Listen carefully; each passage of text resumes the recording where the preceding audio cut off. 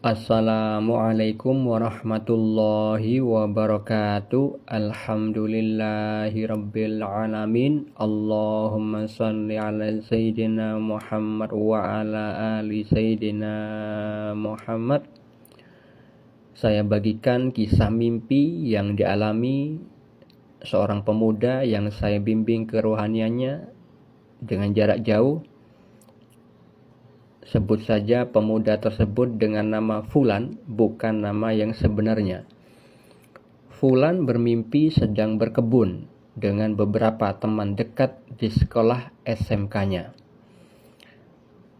Nama temannya ada yang inisialnya AD, AM, dan satunya Fulan itu lupa. Kemudian mereka semua sedang membersihkan lahan di kebun berbentuk persegi panjang. Kebunnya panjang sekali. Fulan dan teman-temannya mulai membersihkan kebun tersebut.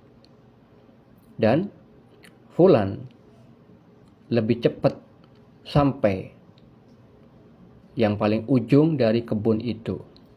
Yang kemudian Fulan akhirnya membuat tenda seperti rumah-rumah kecil di sawah. Fulan menunggu teman-temannya yang belum sampai di ujung. Kemudian Fulan balik lagi ke tengah-tengah kebun. Fulan melihat seperti ada temannya yang inisialnya si F, teman dekatnya yang juga baru datang. Mereka berdua bertemu di tengah-tengah kebun itu. Ada beberapa teman yang masih dekat dengan garis start atau garis awal mula membersihkan di dekat pinggiran kebun. Ada juga yang sudah sampai di tengah-tengah seperti si F, temannya si Fulan. Dan satu lagi lupa namanya, ada juga yang di luar kebun. Kemudian Fulan terbangun dari tidurnya. Lalu apa takwil mimpi atau makna mimpinya? Sebelum saya takwilkan atau sebelum saya maknai mimpi tersebut, perlu diketahui sebelumnya bahwa mimpi adalah bagian dari syariat Islam. Syariat itu artinya peraturan tentang bab yang halal dan yang haram yang bersumber dari Al-Quran dan As-Sunnah. Mimpi adalah salah satu yang juga diatur di dalam peraturan agama Islam, diatur tentang bagaimana cara merespon mimpi, karena mimpi itu ada 3 macam, disabdakan Nabi Muhammad SAW di dalam hadis riwayat Muslim. Mimpi baik yang merupakan kabar gembira dari Allah, mimpi karena bawaan pikiran seseorang ketika terjaga, dan mimpi menyedihkan yang datang dari setan. Yang juga diatur perihal mimpi adalah tentang siapa yang boleh mentakwilkan mimpi, yaitu orang yang memang ditakdirkan oleh Allah memahami ilmu takwil mimpi, seperti yang Allah firmankan pada surat Yusuf ayat 6, ayat 21 dan ayat 101, bahwa Nabi Yusuf alaihissalam diberikan pengajaran oleh Allah sebagian dari takwil mimpi. Jadi ilmu takwil mimpi itu tidak didapat dari membaca buku, tetapi adalah salah satu bagian dari ilmu laduni, ilmu yang didapat dari karunia dan rahmat Allah Subhanahu wa taala. Tidak saja Nabi Yusuf alaihissalam, Nabi Muhammad, Abu Bakar Siddiq radhiyallahu anhu, Ibnu Sirin itu juga ahli di dalam mentakwilkan mimpi. Begitu juga saya, kenapa membuat konten ini? Karena salah satunya adalah petunjuk bahwa saya diberikan mimpi, di dalam mimpi tersebut diberitahu bahwa saya itu mendapat ilmu takwil mimpi dari Allah Subhanahu wa taala. Dan mimpi yang dalam istri saya dianjurkan untuk mensyiarkan mimpi kepada publik, ya, kepada khalayak ramai. Dan mimpi yang dialami istri saya juga, saya itu didatangi orang, kemudian orang itu bertanya tentang takwil mimpi kepada saya. Yang itu semuanya bermakna bahwa saya memang ditakdirkan memahami ilmu takwil mimpi, ya, dan ditakdirkan untuk mensyiarkan mimpi. Kalau misalkan seseorang tidak mendapat petunjuk berulang kali seperti yang saya alami selama beberapa tahun, maka tidak boleh mentakwilkan mimpi. Karena apa? Karena mimpi yang terjadi itu adalah perbuatan Allah. Hal itu berkaitan dengan firman Allah di dalam surat Az-Zumar ayat 42 tentang tanda-tanda kekuasaan Allah ketika manusia itu tidur.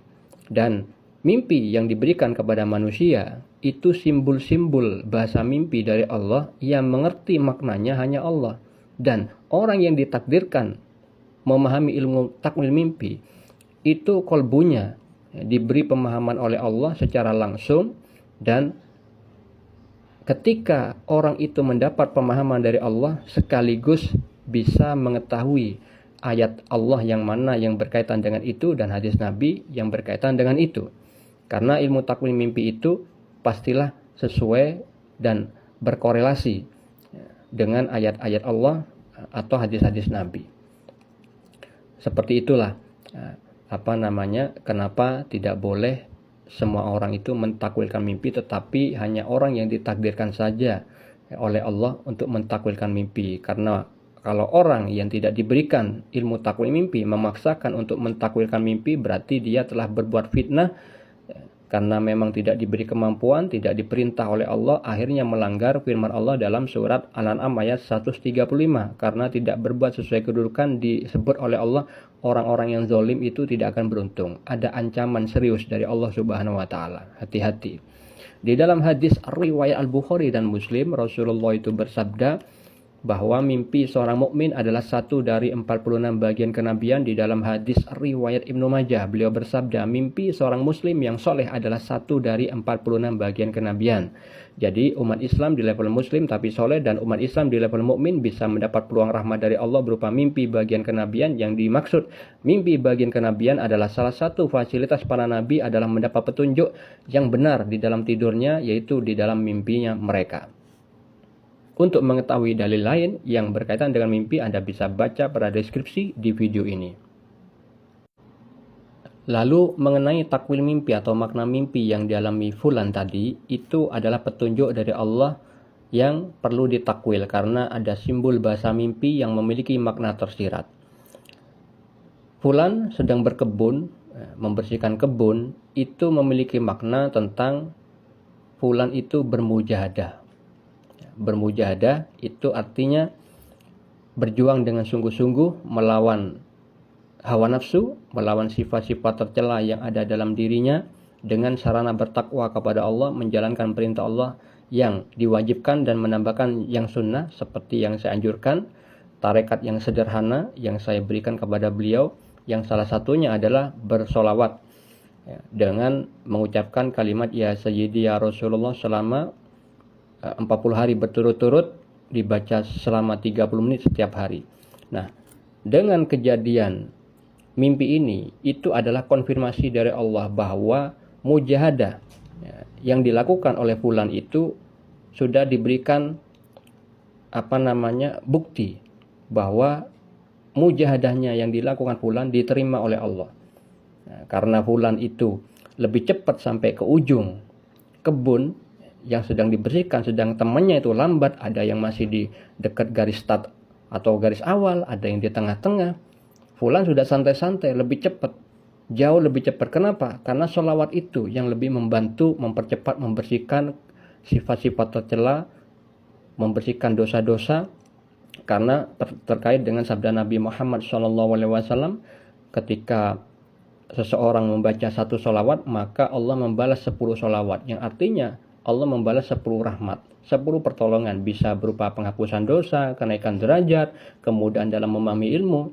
Ya. Sehingga kalau misalkan sholawat ya Sayyidi ya Rasulullah dibaca 30 menit setiap hari, yang kurang lebih sepengetahuan saya dulu, saya pernah mengamalkan itu kurang lebih antara 2000 atau 2500 setiap sekali duduk, dikalikan 30 hari. Bayangin, itu dikali 10 kali rahmat dari Allah. Makanya kenapa fulan lebih cepat sampai di tempat di ujung kebun daripada teman-temannya. Teman yang lain ya, itu adalah petunjuk bahwa lambat dalam beramal. Kemungkinan besar tidak bermujahadah seperti yang dilakukan fulan. Nah, itulah petunjuk tentang konfirmasi keridhaan Allah tentang mujahadah yang dilakukan fulan mendapatkan hasil, dan itu rapat spiritual dari Allah secara langsung melalui mimpinya. Semoga bermanfaat. Assalamualaikum warahmatullahi wabarakatuh.